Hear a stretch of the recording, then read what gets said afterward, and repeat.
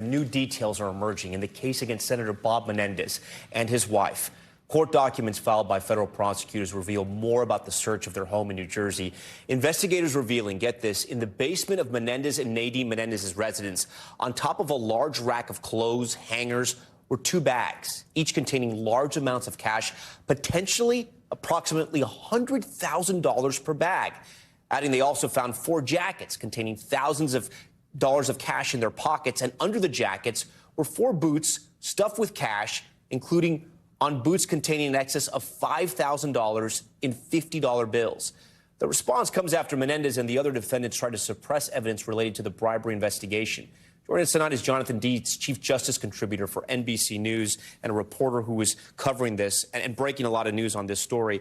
So, Jonathan, my first question to you is, why are we learning about this now? Well, the prosecutors are attempting to keep this case on track for a trial that's supposed to start a couple months from now. And the defense has been throwing everything to try to get charges dismissed, to get the jurisdiction moved, to get evidence suppressed. And so the prosecutors had to file a detailed response to all of those defense motions. And in that prosecution filing today, a lot of new details regarding the cash and other gifts that prosecutors say were bribes to the senator. Well, let's connect the dots here, or at least show the connecting of the dots prosecutors hope to prove in court.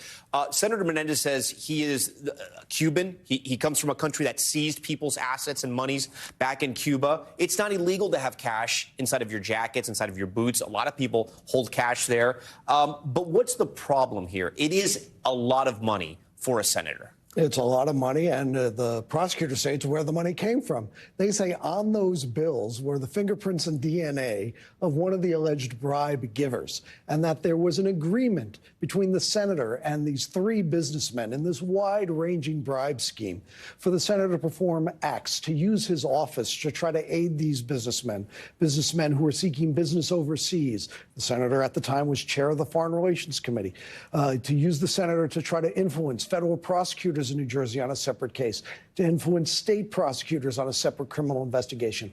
All this allegedly in exchange for cash, gold, a new car, you name it.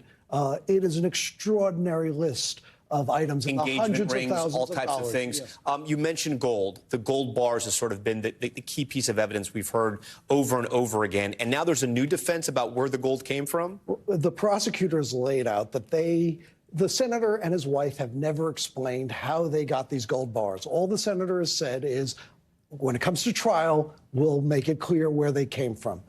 Prosecutors in that filing today, new information, said they spoke to a Senate staffer who spoke to the senator, and that staffer claims the senator said it was from his wife's mother when she passed away, that it was passed down to her. But there's a small problem with that, right? Well, the problem with that is that the prosecutors say that money came from this defendant named Fred Davies, and that the serial numbers on those gold bars match gold bars that were in Davies' house. How do we know that? Davies was the victim of a robbery years ago. The gold bars were stolen. He had to sign and certify, hey, these gold bars belong to me. These are the serial numbers.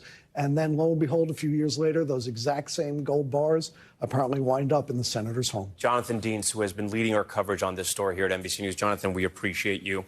Thanks for watching. Stay updated about breaking news and top stories on the NBC News app, or follow us on social media.